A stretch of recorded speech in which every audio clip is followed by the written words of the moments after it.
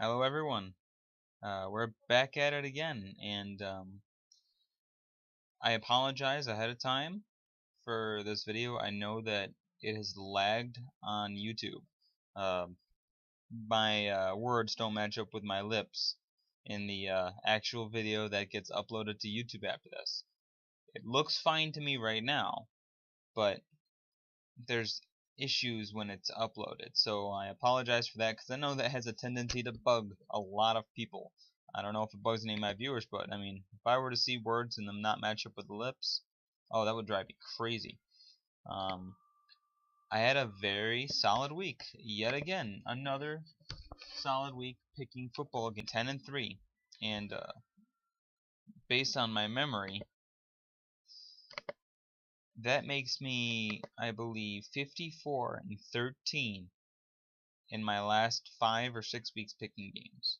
54 wins, 13 losses, bringing my season total to 110 wins and 50 losses. It's better than 66%, folks. I am killing it this year. This is by far the best year picking I've had in years. So, without further ado, let's get to it. We start on Thanksgiving. Um, Minnesota Vikings at Detroit Lions. Minnesota is riding high. They're on a solid win streak. The Lions are on a little bit of a win streak themselves. A lot of people like the Minnesota Vikings in this game. I'm going the other way. This would be a second season sweep over the Vikings for Detroit. But if there's one thing I've learned in the last couple of years, don't bet against Matthew Stafford at home on Thanksgiving, because the Detroit Lions have shown up to play when he is under center at quarterback on Thanksgiving Day, and they haven't lost much. Minnesota will put up a fight, but Detroit, don't forget about this team. I know it's easy to with the success of the Carolina Panthers, the Los Angeles Rams, New Orleans Saints, Philly, Atlanta, Seattle. It's easy to forget about this Lions team. Guess what? They have the same record as the Falcons and the same record as the Seahawks. And guess what? Some people argue that they should have beaten the Falcons in week 3, so this should be a 7-3 team right now. Yeah, I mean, the Lions aren't a bad football team, and I said this before the season started. People just tend to forget about them because of their lack of success over the years. But the fact of the matter is, Detroit's schedule over their last 6 games features teams like the Bengals, the Ravens, the Packers, the this game against the Minnesota Vikings. To my knowledge, they also get to play Tampa. Um, they're not out of it, and this is a team that could sneak into the wild card picture and surprise some people. So I'm gonna go with the Detroit Lions here on Thanksgiving, the first game in Thanksgiving, by a score of 24-22 over Minnesota. Next up, Los Angeles Chargers at Dallas Cowboys. Now, before people start predicting a blowout, let's avoid recency bias here. Recency bias has a tendency to nip some people in the butt. Recency bias is very famous for week 1 to week 2 or week 2 to week 3. We're in week 12 now, folks. The Chargers looked damn impressive last week, beating the Bills as bad as they did. Let's not forget, though, who the Bills started in that game. 31 other teams would have beaten the Bills in that game. Even Cleveland. Yes, I'm saying it. Cleveland Browns would have beaten the Bills in that game if that was the first game they were starting Nathan Peterman. The Bills were the worst team in the league last week. Chargers, they were at home. They just took advantage of it. And I'm not taking anything away from the Chargers. They've won 4 of 6 after an 0-4 start. But the fact of the matter is, this is still an 4-6 football team. And I do think they're going to be dangerous down the stretch. And I am going to pick them to win here. So I know maybe it goes against everything I've said over the last minute, but I'm talking for money line, for spread, for how close some people think the score is going to be. Dallas has struggled on offense the last couple of games, but they're not going to go away in this game. As a matter of fact, I think the Chargers are going to struggle, and I think it's going to be a 28 to 27 type of game. Yeah, I'm going to go with that score. Chargers get the W. Dallas, I think this puts Dallas on life support. Dallas right now is on the hospital bed in terms of their playoff hopes. A loss like this puts them on life support. Another loss is the nail in the coffin. So Dallas needs to win. So they are in survival mode this week, which is funny considering you're a 5-5 team and you're in survival mode. That's just how good the NFC is. Next up, we got the Giants at the Redskins.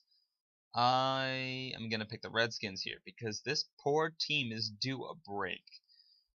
Their schedule up to this point has been nothing short of complete ridiculousness. Let me rattle off the teams they've played so far, and let's relish in the fact that this team is actually 4-6 this year. You ready for this? Week 1, Eagles, 9-1. Week 2, Rams. Rams are 7-3. Week 3, Raiders. They're 4-6, but let's not forget they were the Raiders in Week 3. They were 2-0. Week 4, Kansas City Chiefs. They're 6-4 right now. Week 5, they got the Niners. That was a bit of a break. Week 6, they were right back at it against the Philadelphia Eagles. And then they get the Cowboys with Zeke Elliott playing. And then they got the Seahawks in Seattle. And then they got the Vikings at home. And then they got the Saints on the road. And their schedule coming up, they still have to play. Actually, no, looking at their schedule, it's not dangerous. Giants, Dallas minus Zeke, Chargers, Cardinals, Broncos, Giants again. The hardest game on that stretch, I'm guessing, is the Chargers in LA. So the Redskins could go on a little bit of a run here. Unfortunately, I think it's too late for this team because 10-6 is going to get that 6th spot in the NFC wildcard race. There's going to be a bunch of 10-6 teams, I think. I think some 10-6 teams are going to lose out, and they're not going to make the playoffs in the NFC. We'll see, though. But my prediction is that the Washington Redskins will win this game. Giants, I'm not going to take that team lightly, especially considering how they looked at home against Kansas City. But I digress. I think Washington gets the win. Next up, we have the Buccaneers at the Falcons. Now, this is where the schedule just starts to concern me a little bit. It seems like a lot of chalk from this point on. And we'll start here. Buccaneers at Falcons. Does that seem like chalk? Yeah, it does. And I think it goes that way. I think Atlanta, they're back on track. This win gets them to 7 wins and 4 losses. And I think they take it 30-17. This offense seems to have found their stride. They're going up against the Buccaneers team that will not have Jameis Winston playing. No, Ryan Fitzpatrick has played well in relief. But the fact of the matter is this is a home game for the Atlanta Falcons. They're starting to round form, and Tampa Bay is 4-6. So this is a game that the Atlanta Falcons need to win. Next up, Browns at Bengals. Seems like another chalk game. And I believe it's going to stay that way. I think the Cincinnati Bengals at home take the win. Jeez, it was a blowout last time. I think they take the win here 28-10 over Cleveland. I'm sorry, Cleveland. You guys are bad. Now, the next game. Seems like chalk, right? Tennessee Titans at Indianapolis Colts. Hold that thought. Don't touch this game if you're a betting man. Don't even look at this game if you want to put money down on it. This game could go one of 2 ways.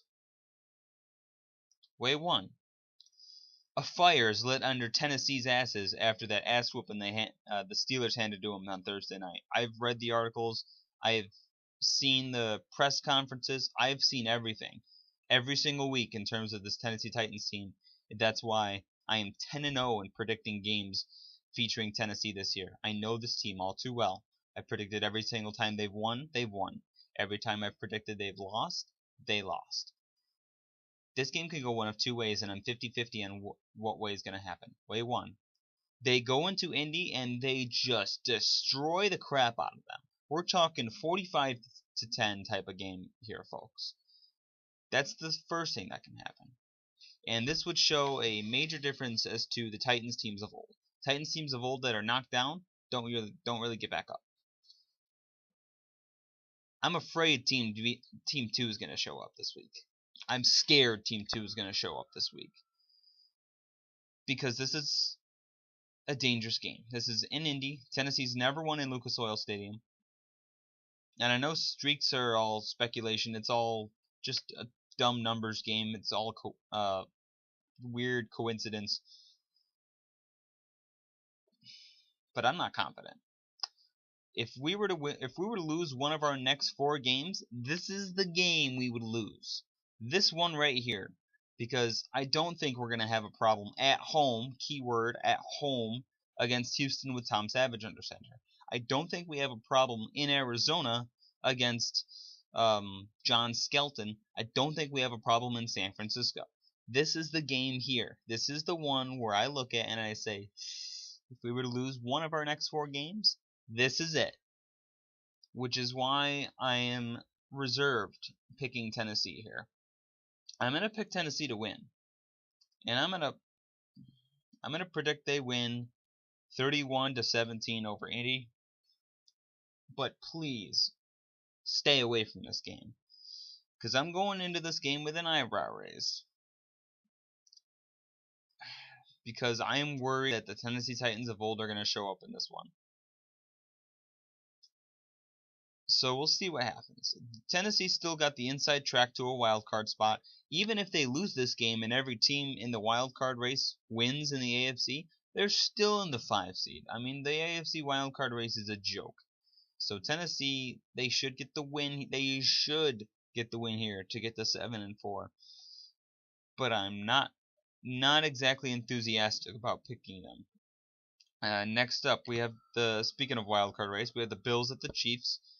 Kansas City gets back on track here. I don't think Kansas City loses 5 out of 6. They were too good of a football team to lose 4 out of 5 in the first place. They're going up against a Bills team that has completely just fallen apart. And to be honest, I feel for Bills fans because this is a terrible recurring theme for them every single season, it seems. 5-1 the Bills started in 2008. 5-2 they started in 2011. They started 4-2 last year. They started 5-2 this year. Every single one of those seasons, they finished the season with a losing record. Every single one of them. And they get their fans' hopes up every year. I mean, I hate to say it. I mean, this is the one team that I've had so much trouble reading, which is funny considering they're right in my backyard. I live in upstate New York. This is a team that, in the grand scope of the United States, is a stone's throw away from where I'm living right now. So I think it's kind of funny that the team I hear the most coverage about everywhere I go is the team I cannot get a read on season after season. They fool me. And the only people that really see it coming are Bills fans. But I wouldn't know because I'm not a Bills fan. That being said, Kansas City wins this game fairly easily, I think. I know the Bills usually give them some fight, but the fact of the matter is the Bills, they have just fallen apart. And I think Kansas City takes this game 24-10 over Buffalo. Next up, Miami Dolphins at New England Patriots. Yeah, this is a joke. Miami is not even going to be close to being in competition for this game. New England wins easily. We'll go 38-14. I'll be generous and give Miami 14 points. This is a team that's lucky to have won 4 games this year because the Miami Dolphins have just been... I know they had a good game against the Falcons. That's the only good game they've really had, though. They got lucky against the Chargers when they missed a field goal to end the game. They got lucky when they faced Tennessee when Mariota was hurt. And they got lucky... What was their other win? Against the Jets. Okay, that may have been a more resounding... Oh, no. I'm thinking... Yeah, the second time they played the Jets, they got lucky when the Jets blew a 14-point lead in that game. I mean, yeah, just... This team's bad. And I think the Patriots exposed them. 4-7 for Miami. New England gets to 9 wins, 2 losses. Panthers at Jets. Stay away from this game. It seems like all chalk. I mean, I've gone through them. I mean, Do we see the Bucks going into Atlanta and winning? No. Do we see the Browns winning? No. Do we see Colts winning? That is one that I will raise an eyebrow to, even though it looks like chalk. It should not be. Bills at Chiefs seems like chalk. Dolphins Patriots seems like chalk. Panthers at Jets should seem like chalk. It's not though. Panthers I think will still win, 24-20. Jets are going to keep it close though. I know the Panthers have a very, very good defense, and I know the Jets have Josh McCown under center, but let's give Josh McCown a little bit of credit here. He has taken a team from the reins that was projected to win one game this year, and he's already quadrupled that 12 weeks into the season. This is a Jets team that's 4-6, and in the grand scheme of the AFC is only one game out of a wild card spot. One. I mean, this team's going to be in it up until about week 15 or 16, I think. And the Panthers will win this game. The Jets, they haven't laid down for anyone this year, and I don't think they'll continue to lay down. Next game, another game that seems like chalk. Bears at Eagles. Philly wins easy. We're talking 34-13 over the Chicago Bears. I think I projected more blowouts this week than any other week I've predicted. That's what scares me. Seattle at San Francisco. Another game that should be just a complete wipeout. Last time these two teams played, though, let's not forget, Seattle won by 3 points, 12-9 in week 2. I gotta go with Seattle here, though. Only because I don't see a 6-5 Seahawks team. I just don't. Even with it, I know they have injuries, but the fact of the matter is this is a team that should get back on track here after losing a couple straight games.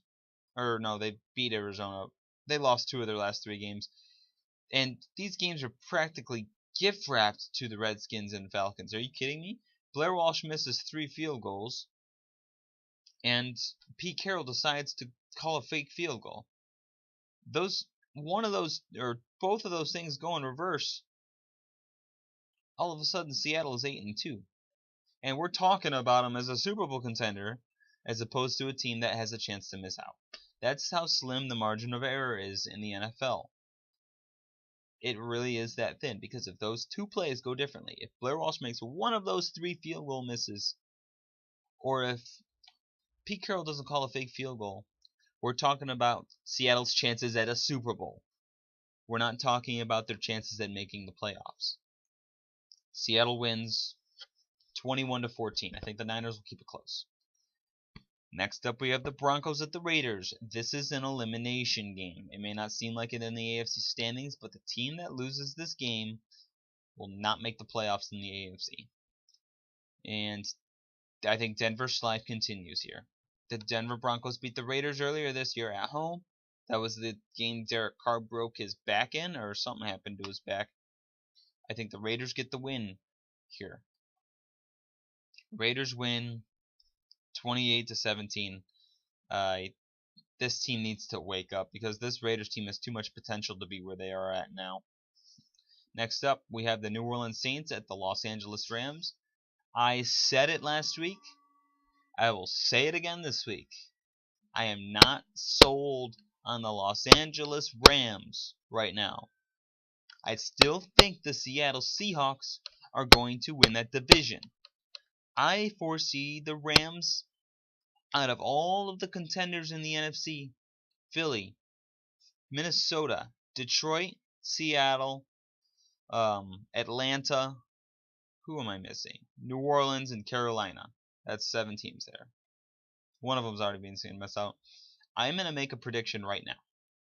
I predict that the Los Angeles Rams will miss the playoffs this year after starting 7-2. That is my prediction. I'm making it right here. I've been very solid in my predictions so far this season. I'm going to stick to that. It's ironic they're playing the team that I predicted this season would make the playoffs. I even said this team and the New Orleans Saints would have a chance to go to the NFC Championship game. And I said I wouldn't be surprised if they did it. So I'm going to toot my horn a little bit there, because I've called the Saints team. I called them. I think the New Orleans Saints go into Los Angeles. Honestly, I think they put a whipping on the Rams. We're talking a 34 to 17 or 20 type of game. I think the Saints go in. I think they have their way with the Rams. If the Rams want to prove me wrong, win this game. Because your schedule up to this point before Minnesota was cake. I mean, it was cake. You played the Texans. I may have gone through this last video, but you played the Texans minus Deshaun Watson. You played the Colts. You played the Cardinals. You played the 49ers. You played, who else did you play? You played the Giants. You played, oh my goodness. That's 5 of your wins right there. You have 2 impressive wins. Could beat the Cowboys, and you beat, who else did they freaking play? What teams in the AFC is this team playing? They're playing the, okay. You beat the Jaguars. That was their other win. All you gotta do is get a lead on that team, though. I'll get into them in a second. I think the Saints win. Next up, speaking of Jaguars, we got the Jaguars at the Cardinals. Now, I actually am gonna give a shout out to all the Jags fans that watch this, or that will watch this. You guys have a reason to be excited. I'm not gonna take anything away from what you guys have accomplished this year. You guys have done some really impressive things. You guys have a solid defense. And I say this because when I share this video, I know there's a number of Jaguars fans that are going to see this. Reserve yourself, though. Because I look at the Jacksonville Jaguars, and they remind me a little bit of the Los Angeles Rams, only difference being the Rams do it with offense, the Jaguars do it with defense. The reason I'm reminded of them, though, is because the Jacksonville Jaguars, and the same goes with the Tennessee Titans too. I'm not holding Tennessee Titans unaccountable. Both of their schedules have been extremely easy. That's the only reason both of these teams are in the playoff hunt. That and the loss of Deshaun Watson. The Jacksonville Jaguars have barely played anyone this year, and they will barely play anyone the rest of the season. Let's look at the Jaguars' 7 wins. I said this last week too. It's a recurring theme for me. Jaguars schedule, and I'm not going to discredit this defense. This defense has been killing it. But you're telling me that your 7 wins came against the Texans with Tom Savage, the Baltimore Ravens, the Pittsburgh Steelers. That one was impressive. I'll give you that. Honestly though, that game happens 1 out of 10 times against the Steelers. And then you lost. You lost to your 3 losses this year are to the Tennessee Titans, the New York Jets, and the Los Angeles Rams. You beat the Colts and Jacoby Brissett. Great job. You beat the Cincinnati Bengals minus AJ Green in the second half. The 32nd ranked offense in the NFL. Good job. You beat the Chargers on a self-destruction by Phillip Rivers and the Chargers offense. Your defense bails you out in that game. Credit to your defense. Good job. And again, your defense bails you out against the Cleveland Browns. Good job. And it gets easier. I look at the Jaguars schedule coming up. Cardinals win, Colts win, Seahawks loss, Texans win, 49ers win, Titans, who knows. That game honestly could go either way because history tells us the Jaguars win because these 2 teams always split. But then recent history tells us that Tennessee is solid at home and the Titans already beat the Jaguars this year. So we'll get to week 17 when we get to week 17. For now, on this pick, I'm going to pick the Jacksonville Jaguars.